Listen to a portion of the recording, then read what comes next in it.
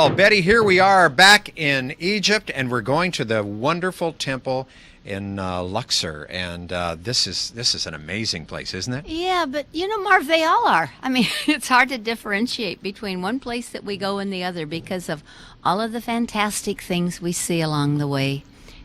Well, Yeah. I don't know. I mean, to me, This this is is extra, huh? pretty Yeah. this is pretty extra spectacular. Spectacular, Yeah. actually. Yeah.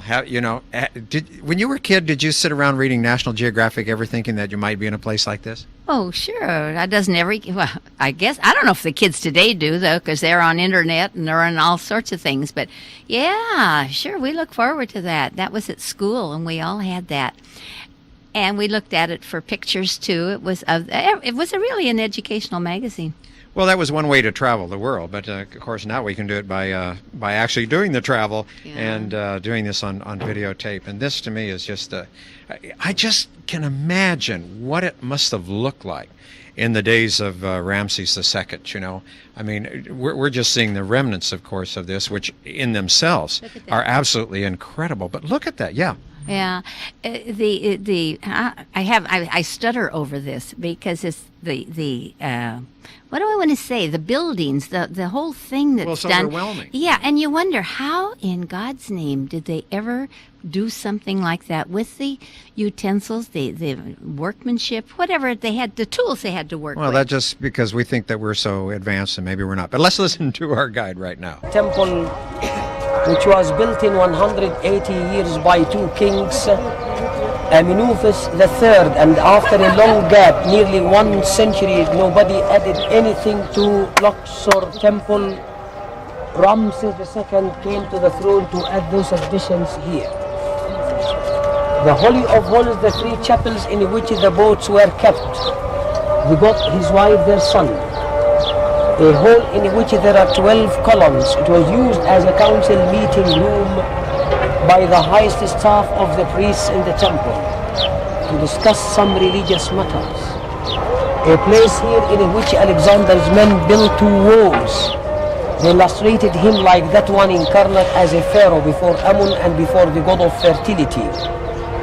A storeroom in which there are 4 columns to support the roof. After that, a place converted into a church during the Roman time. A hall of columns in which 32 columns, not 134 like in Karnak. An open court in which they found 26 statues 9 years ago. A corridor in which 14 columns. That was the last thing built by Amenuphis III. Ramses II put here an open court in which several statues depicting His Majesty. You will see only 11 of them, and some gone, some taken outside, some destroyed. You will see them many pieces. A pylon built by Ramses II. Before each tower we can see a statue sitting one, and before it an obelisk. 1818 Muhammad Ali Pasha gave one here. From here to King Louis Philippe, the King of France, and they put it in La Concorde in 1836. 1200 AD, someone came from the north, Sheikh Abul Hajjaj. When you say Sheikh, you mean holy man. And he built a mosque. And at that time, the level of the burial up to the shoulder of the king down there. Many statues of King Ramses II also were here. If you come closer, I show you one under restoration. Well, Betty, what do you think so far? Well, I was just thinking how happy I am that we can share these experiences with our viewers. Look at the crown back.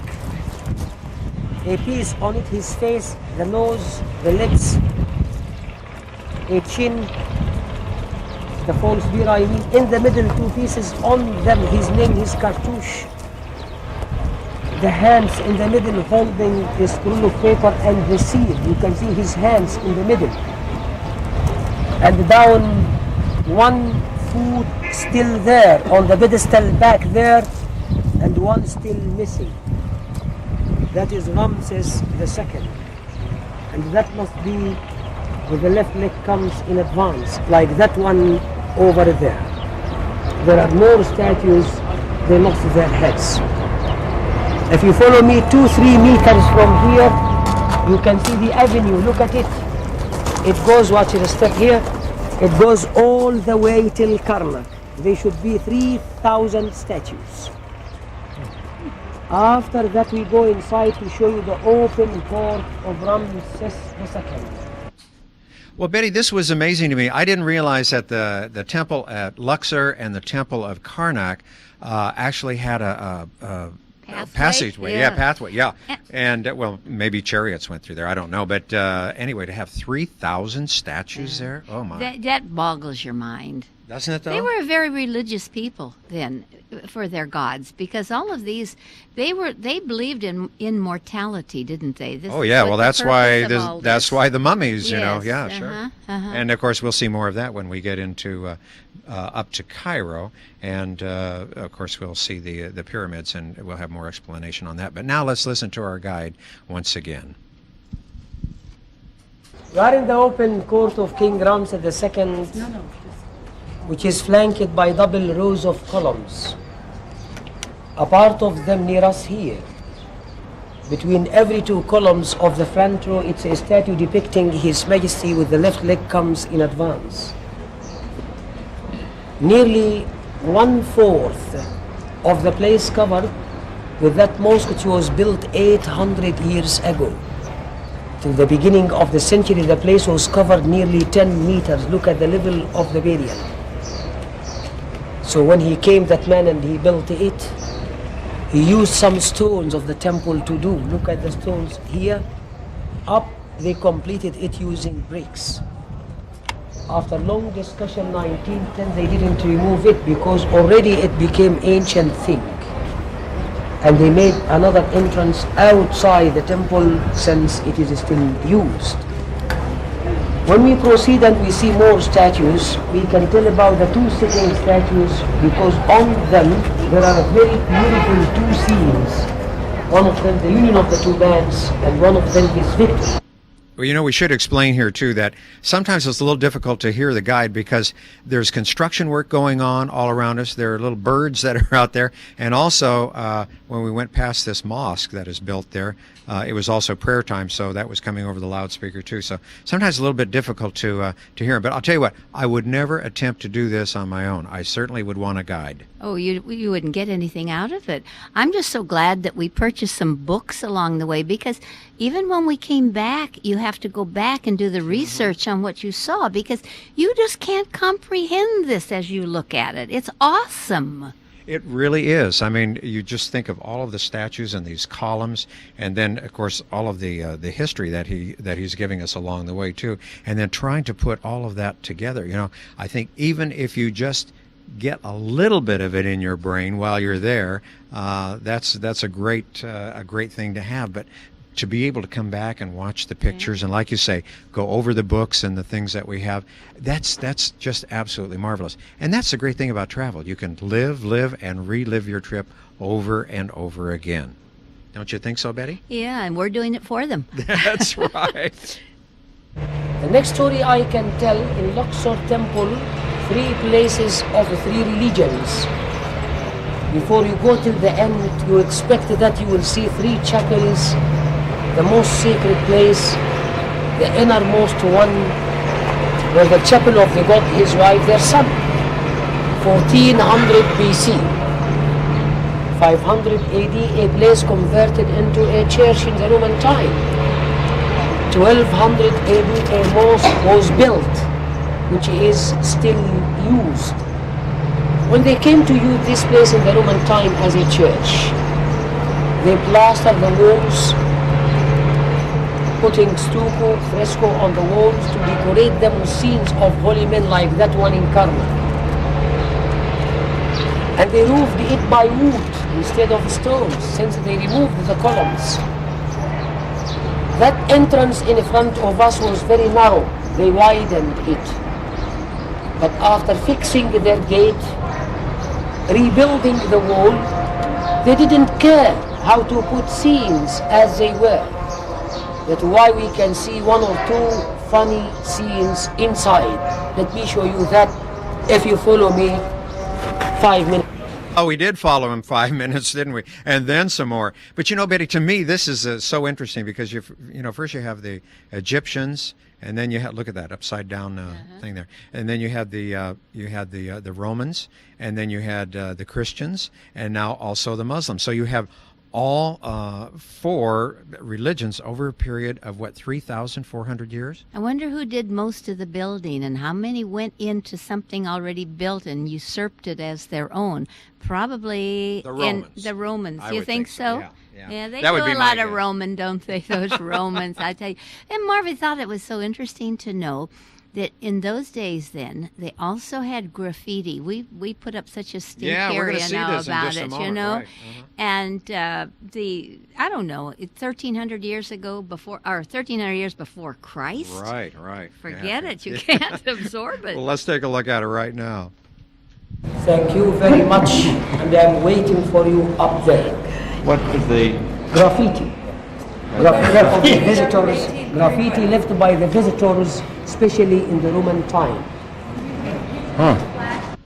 Well, there we go. Graffiti clear back to Roman times, so a few thousand, or 1,000 years or so. But Marvin, let me ask you something here. Yeah. Now that graffiti, that isn't done with pen, is it? Isn't that more? Well, they had to go. No, That's into the. Well, I don't mean pen. Oh, for crying out loud! I don't mean what marking. The marking pens. pen, no. I'm talking. Well, they did have some things painted, but as I look at that, it looks to me more like it's engraved. Well, into that's the what they stone. did. Yeah. So Sure, because it was in stone. So it they was had a to do it. worser kind of graffiti than we have. We can paint over ours today. Yeah, and I don't think that.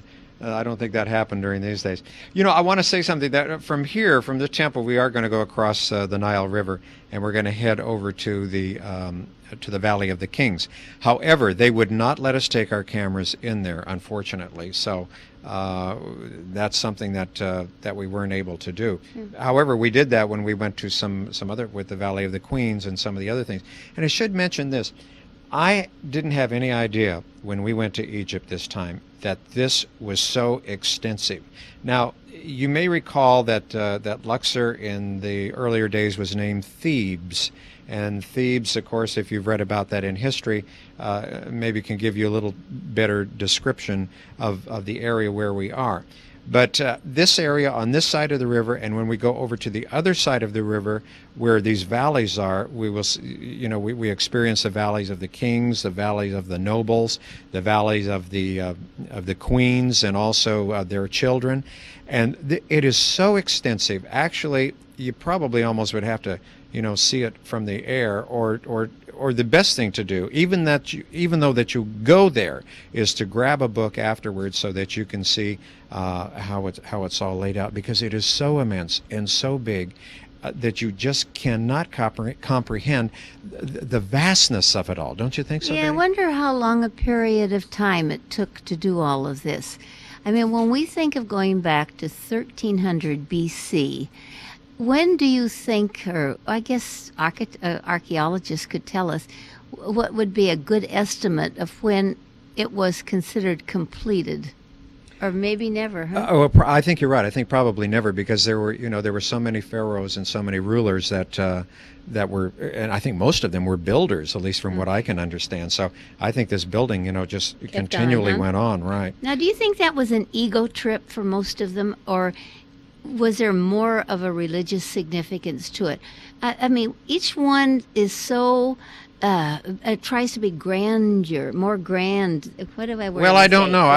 Yeah. I don't think it was from what little bit I know about it, I don't think it was really an ego thing. I think it was a religious thing, because you have so many temples that were built to, with these the various gods in mind that they had, and also you have to realize too that some of the emperors or some of the pharaohs were considered, living gods as well. So a lot of these temples built to them too. You had the temple of Thutmosis III, the temple of Seth, the temple of Thutmosis IV, and I mean, you can go on and on and on and on and on, and there are so many of them. But the great thing about this is that so much of this, has been discovered within the last few hundred years. I mean, actually, the archaeologists getting in there was discovered way before that. By when you get to the grave robbers, I mean, I don't think that some of these pharaohs were buried too long before some of these pigs went in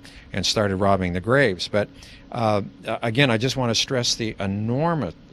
Enormity, that's not a good word. Enormity, right, of all of this. And you're going to get a little tongue-tied just by taking a look at what we're seeing right here. But we have to realize too that there's a tired person. I think that's me. I think that is that. I was tired. Almost tired. Well, we did a lot of walking. He says, I'll see you in 5 minutes later. Well, that was part of the many hours that we did spend here. And the thing is too is that we were able to take this at a leisurely pace, which was wonderful. But there was a little bit of walking, I will say that. But the one nice thing too, Marv, we went at a time where there really weren't a lot of tourists. If you, I think as you're watching the show, you might be saying to yourself, well, there are not very many people there. Well, the reason there aren't is because we didn't go at a peak time. We often try to do that, to plan our trips when they're not peak times.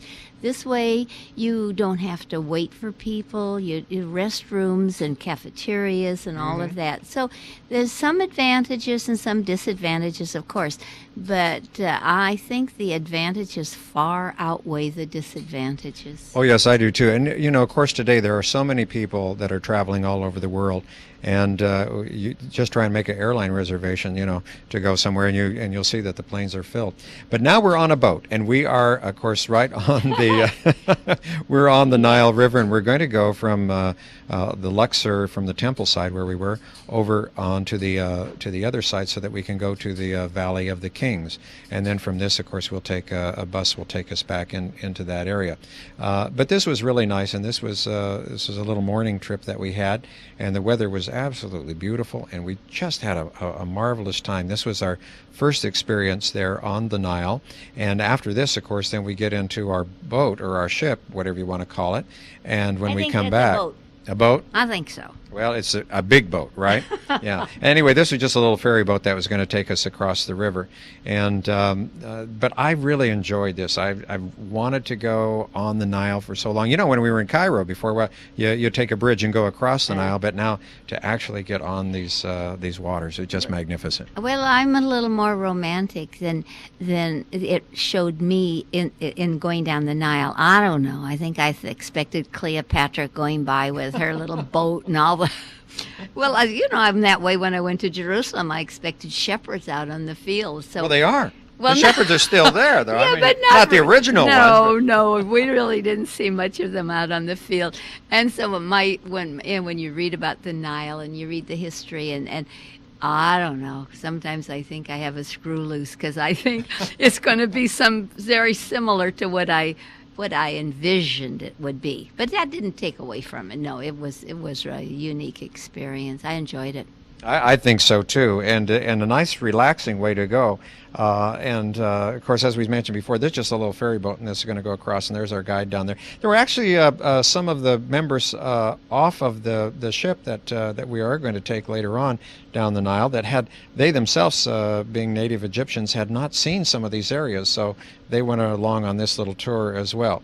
And hey, there you go, camel races. Isn't that fun? Look at that. Now these are the things that I wanted to see, that I hoped that I would see, that I envisioned I would see, and there they are. That's right. Oh, look, Ralph is going, we're in big trouble now. He's going to pilot the boat across the Nile. Oh, my word. Ralph, get out of there. They were very kind. All the crew treats you so with such manners. It was a good experience. Now there goes Dale. He couldn't stand it to have Ralph get back there, I guess, and he wanted to do his thing on the boat. And you come home and say, I was captain of the ship that went down boat that went down the Nile. Yeah. And there he is. I don't know if we're in trouble or not. They put the headgear on him. Oh, yeah. Hey, you know what? And that is very, very important. That sun becomes very, very hot, and you just take it's just kind of like a cloth and just wrap it around your head. Doesn't have any particular significance except to keep the sun off of your head. And I'll tell you what.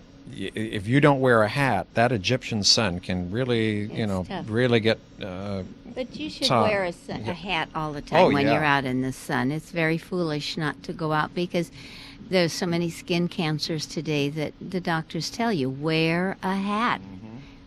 I don't know. You always see me with a hat on, but then I'm susceptible to cancers, so I take good care of my skin. Well, I think that you need to do that, and especially when you're traveling out like this, because you don't realize sometimes that sun is a little stronger than you might think. Yeah, Right on off the water here too. You see the reflection of the sun on the water. There goes another ferry boat across the other way. So now we look and see more people. Oh yeah, and these, of course, and now if you were to look across the river from where we are, you can look back and you can see the city of Luxor itself. And as we said, in ancient times, that was called Thebes. So I wanted to mention earlier, but now we can see it. Everything, of course, along the Nile here, that's where all the crops, of course, are grown, and there's the green belts that you can see often on either side of the Nile River. However, as we go up the Nile a little bit later on, you will see sometimes on one side of the river it would be very green, a lot of vegetation, and on the other side it can be just as dry as a desert. But let's listen right now to our guide one more time. To a funerary temple. It's the temple of Queen Hatshepsut. Did you hear that name before? Yes. After the temple of Queen Hatshepsut, which dated back to 1400 BC, we come back to the bus, driving around 5 minutes to the Valley of the Queens. Is this fair to be at last? They say the last is the best. You agree or no? Sure. That's right. It could be the Valley of the Queens and their children. And they found so far in that big cemetery 75 tombs. You will see one of the tombs dated back to 1100 BC, a child who died when he was 10 years old, and his father, King Ramses III. Of course, you'll see very beautiful reliefs and colors in that last place, and on the way back, Memnon statues. And we're going to see all that in some of our future shows. However, I wanted to remind us that that the Nile, before the Aswan Dam was built, did overflow every year. And we should mention, too, that the pharaohs of the New Kingdom lined up parallel to the Nile, the temples that they had. There were also a lot of canals in here, too. And they were the temples were oriented roughly in a east-west direction according to the solar axis. Now, these buildings, the majority of which have practically disappeared, or some of them have survived rather in a state but hardly recognizable, like the temples of Amenopsis III, Marnetheth, and Thutmosis IV, Thutmosis III, and Ramses IV. They were all referred to as funerary temples, but the studies made on the structures and above all on the decorations of the few which are still well preserved suggest that they should rather be called temples of royal worship or memorial temples. Oh, that sounds better. But when you talked about the tomb of Ramses IV, well, it's really interesting because he was the son naturally of Ramses III, but he had his tomb, the tomb that he was buried in, was later utilized as a church by a small Christian community of the valley. Isn't that interesting? Yeah. And the plans for his tomb they were traced on a papyrus, and that papyrus right now is in the Turin Museum. So they have a record of how it was laid out. And then, Marv, in the tomb of Ramses the Ninth, they found, listen to this, it's really amazing, I think, an enormous pair of runners coming from a skid on which the pharaoh's coffin was transported, and several hundred fragments on which laborers working on the king's sepulchre had noted a number of tools, hours of labor, and list of supplies. How about that? Well, we knew that up where the pyramids were built in Giza, that they did keep, very, very detailed records. Yeah, and so I would imagine that the same thing happened with the tombs as far as that was concerned. Don't you think? I love the hours of labor. You suppose they were joined a union and they were paid union wages? Well, we kind of laugh about that. I don't know. They may have had the slaves union. I would imagine, though, they did have a certain. There were the laborers, there were the architects. Well, I know this: the architects, the engineers, each level of the workers there? of intelligence, of education, to be able to do that. Oh, sure, yeah. Now we're able to see there in the background. Those are called the Theban Mountains, and of course, as we're going to go back a little bit further in there, and that's where we actually hit the Valley of the Kings. And I'm sorry that these pictures are a little bit bouncy, but that road wasn't the world's best, and we're just getting used to that camera too. But here you can see there's some agriculture naturally, because we are not that far from the Nile River, as you see here. And they were making hay while the sun shines. Or straw, or I wonder that looked like sugar cane, didn't it? Isn't straw hay? Yeah. Aren't they the same Is straw hay? I don't know. Yeah, hay straw. That's right. You got it. That's right. I think That's so. right. Well, we do go through quite a few little villages here on our way back to the Valley of the Kings,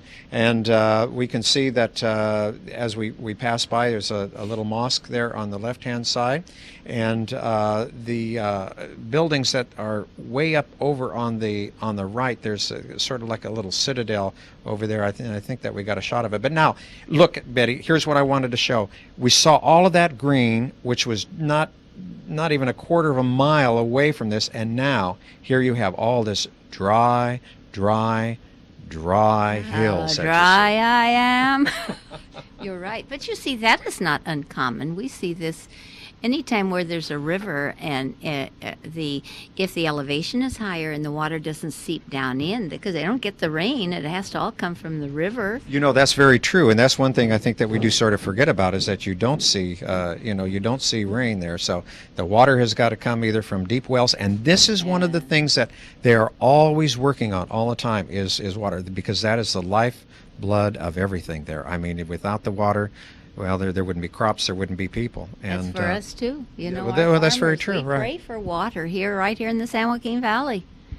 Yep, and I'm sure that the Egyptians know where the water wells are. In fact, we're going to see that in one of the other programs. But now we're getting right here to the entrance of the Valley of the Kings, and there we can see just a little bit of it. And you see those trails that are up there. As I said, they wouldn't let us take our cameras in there, unfortunately, but you get just a little view of it right here.